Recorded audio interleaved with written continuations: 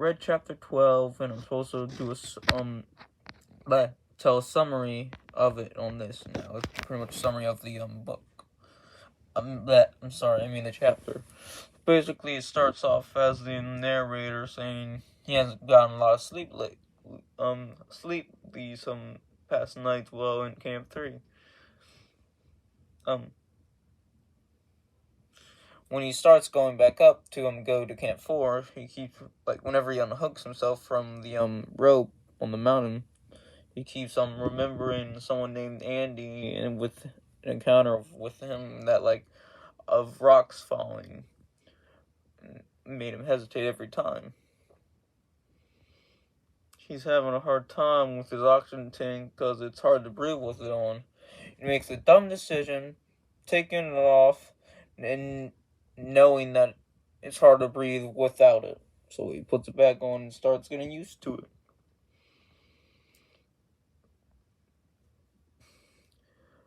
He's about at 25,900 feet when he's at that, but I'm sorry again, he's that high above sea level, and takes a rest at that to get some water. After a while, he makes it to Camp 4. Lou, which is another person in the exploration, lets a freezing Bruce Herod, the only member with a mountaineering card from another group, in because he's literally freezing out there, and if he didn't let him in, he'd probably die out there because it's freezing cold up there.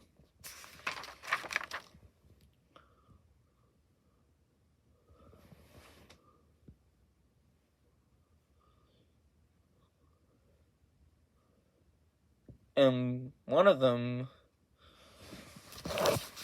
hold on, give me a second. Doug, wasn't doing that well either. He said to someone he wasn't going to give up climbing that mountain until he does, because he already been in it first time, but almost had it, but didn't make it.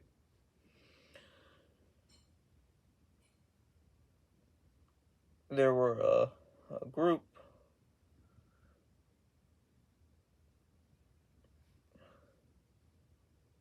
The whole amount of people there and stuff in total didn't really have enough oxygen and stuff, so they only had to put they had to I forgot the word. I'm sorry. They had to use their oxygen wisely because they can't waste it at all because they're kind of close, I'm supposing.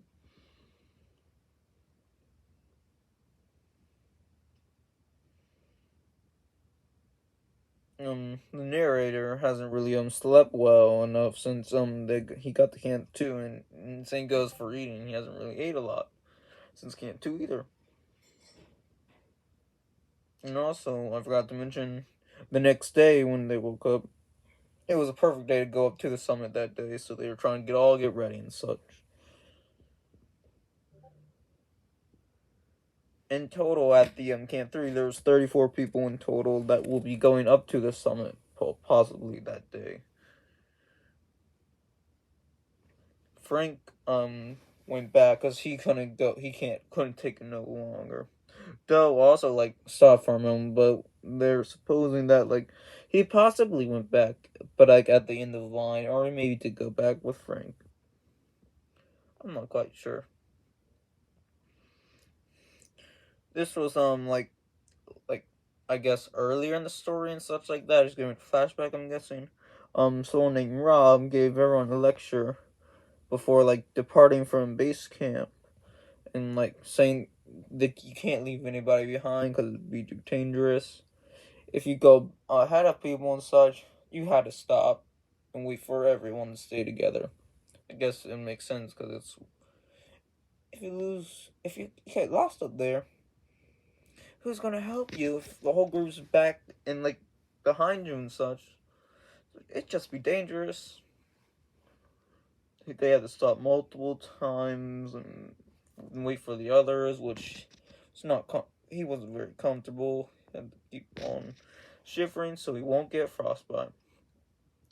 He made it to the crest of the southwest ridge, which was where the leader, I'm guessing, told the narrator stop and wait for the group if he gets there and not to go ahead.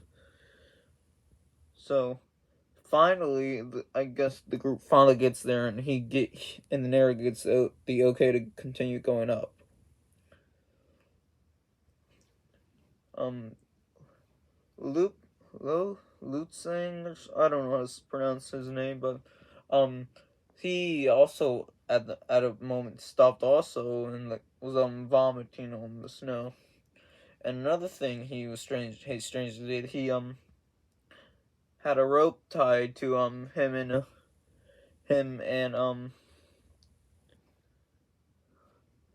Pittman, because he or guess that he was someone else that he's close to or something. And that's pretty much a summary of chapter 12 and Into Thin Air.